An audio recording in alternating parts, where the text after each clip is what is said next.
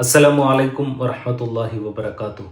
പ്രിയമുള്ളവരെ, നമ്മിൽ നിന്ന് വിട പറഞ്ഞ ഹാഫിള് മസ്ഊദ് സഖാഫി ഗൂഡല്ലൂർ ഉസ്താദിന്റെ വിയോഗം നമ്മളിൽ ചെറുതല്ലാത്ത വലിയൊരു വേദനയാണ് സൃഷ്ടിച്ചിട്ടുള്ളത്. മഹാനവറുകൾ ഈ ലോകത്തിൽ നിന്ന് വിട പറയുന്നത് അദ്ദേഹത്തിൻ്റെ ജീവിതകാലത്തെ ഏറ്റവും വലിയ നല്ലൊരു നിമിഷത്തിലാണ്. പ്രത്യേകിച്ച് പ്രായ കൂടുതലായിട്ടുള്ള രോഗങ്ങളോ മറ്റു പ്രധാനപ്പെട്ട അസുഖങ്ങളോ ഒന്നുമില്ലാത്ത സമയത്ത് അള്ളാഹുവിൻ്റെ അലംഘനീയമായ വിധിക്ക് നമ്മുടെ മസ്ഊദ് സഖാഫി ഉസ്താദ് കീഴടങ്ങുകയാണ്. പടച്ചോൻ്റെ വിധികളാണ്. നമ്മളൊക്കെ ചിന്തിക്കുന്നതിനേക്കാൾ എത്രയോ അപ്പുറത്താണ് അള്ളാഹുവിൻ്റെ തീരുമാനങ്ങളും വിധിവിലക്കുകളും ഒക്കെ എന്ന് അറിയുന്നവരും എന്ന് വിശ്വസിക്കുന്നവരുമാണ് മുസ്ലിങ്ങളായ നമ്മളൊക്കെ. മഹാനായ മസ്ഊദ് സഖാഫി ഉസ്താദ് ഒരുപാട് പ്രഭാഷണങ്ങൾ കൊണ്ടും അതുപോലെ തന്നെ തൻ്റെ സ്വതസിദ്ധമായ ശൈലി കൊണ്ടും ഉസ്താദിൻ്റെ പ്രത്യേക പുഞ്ചിരി തൂകിയിട്ടുള്ള ഇടപെടലുകളൊക്കെ നമുക്ക് ഇന്നും മായാതെ മറയാതെ കിടക്കുന്നുണ്ട്.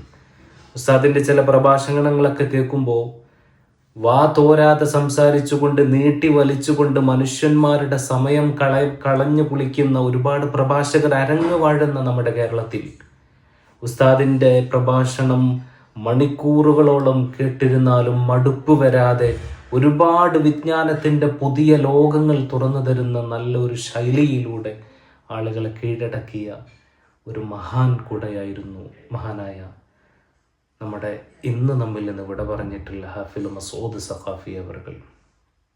ഉസ്താദിൻ്റെ ആ ഒരു വിയോഗം നികത്താനാവാത്ത വിടവ് തന്നെയാണ്.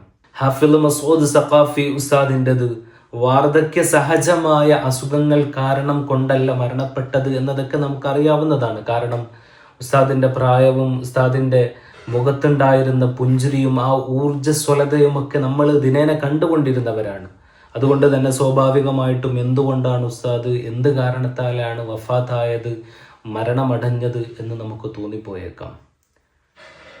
അതിനുള്ള ഒരു പ്രധാനപ്പെട്ട ഒരു കാരണമായിക്കൊണ്ട് നമുക്ക് മെഡിക്കൽ റിപ്പോർട്ടുകളിലൂടെയും അതുപോലെ തന്നെ ഉസ്താദിൻ്റെ അയൽവാസികളും സുഹൃത്തുക്കളും ഉസ്താദിനോട് അടുത്ത ബന്ധം പുലർത്തുന്നവരൊക്കെ പറയുന്നത് അറ്റാക്ക് കാരണത്താലാണ് ഉസ്താദ് ഈ ലോകത്തിൽ നിന്ന് വിട പറഞ്ഞിട്ടുള്ളത് എന്നുള്ളതാണ്. അതും പ്രഭാഷണം കഴിഞ്ഞ് പുലർച്ചെ വീട്ടിലെത്തുകയും സുബഹി നമസ്കാരം കഴിഞ്ഞ് ഉടനെ ഉസ്താദിന് വേദന വരികയും ഹോസ്പിറ്റലിലേക്ക് കൊണ്ടുപോകുന്നതിന് മുമ്പ് തന്നെ ഉസ്താദ് ഈ ലോകത്തിൽ നിന്ന് വിട പറയുകയും ചെയ്തിരുന്നു എന്നുള്ളതാണ് വളരെ സങ്കടകരമായ വാർത്തയായിരുന്നു ഇന്ന് രാവിലത്തോടെ നമ്മൾ കേട്ടിരുന്നത്. ഒരുപാട് ആളുകൾ ജീവിത നിമിഷങ്ങൾക്കിടയിൽ പെട്ടെന്ന് മരണപ്പെട്ടു പോകുന്ന അവസ്ഥ. അല്ലാഹു സുബ്ഹാനഹു വ തആല പെട്ടെന്നുള്ള മരണങ്ങളിൽ നിന്ന് നമ്മളെയൊക്കെ കാത്തുരക്ഷിക്കുമാറാകട്ടെ. നമ്മുടെ ഹാഫിള് മസ്ഊദ് സഖാഫി ഉസ്താദ് പെട്ടെന്ന് വിട പറയുമ്പോൾ ഉസ്താദിന് ഒരുപാട് സന്തോഷിക്കാനും ഉസ്താദ് ഒരുപാട് കാര്യങ്ങൾ ഇവിടെ ചെയ്തു വെച്ചതുമായിട്ടുള്ള ഒരുപാട് കാര്യങ്ങളുണ്ട്. ഇൽമെന്ന് പറയുന്ന ലോകത്ത് പകരം വെക്കാനില്ലാത്ത മഹത്തായ ധർമ്മമാണ് മസ്ഊദ് ഉസ്താദ് ഹാഫിള് മസ്ഊദ് ഉസ്താദ് ഇവിടെ ചെയ്തു വെച്ചു പോയത് എന്നുള്ളത് ഏറെ നമുക്ക് ഉസ്താദിനെ കുറിച്ച് ആശ്വസിക്കാൻ പറ്റുന്ന ഒരു കാര്യമാണ്. അല്ലാഹുവിൻ്റെ റസൂൽ പറയുന്നുണ്ട്, നാളെ നമ്മൾ ഖബറിൽ ചെന്നെത്തുമ്പോൾ 3 കാര്യങ്ങൾ നമുക്ക് ഖബറിൽ കിട്ടിക്കൊണ്ടേയിരിക്കും. ആ സൽക്കർമ്മങ്ങളുടെ പ്രതിഫലം കിട്ടിക്കൊണ്ടേയിരിക്കും. നമ്മൾ മരിക്കുന്നതോടുകൂടി എല്ലാവിധ സൽക്കർമ്മങ്ങളുടെയും പ്രതിഫലം നിലച്ചു പോവുകയാണ്. അതുവരെ നമ്മൾ ചെയ്ത സൽക്കർമ്മങ്ങൾ റൂഹ് തൊണ്ടക്കുഴിയിലെത്തുന്നത് വരെ അതിൻ്റെ പ്രതിഫലം നമുക്ക് ലഭിക്കും. പക്ഷേ മരണപ്പെട്ട് കഴിഞ്ഞാൽ 3 കാര്യങ്ങൾ മാത്രമേ ഖബറിൽ നമുക്ക് ഉപകാരപ്പെടുകയുള്ളൂ.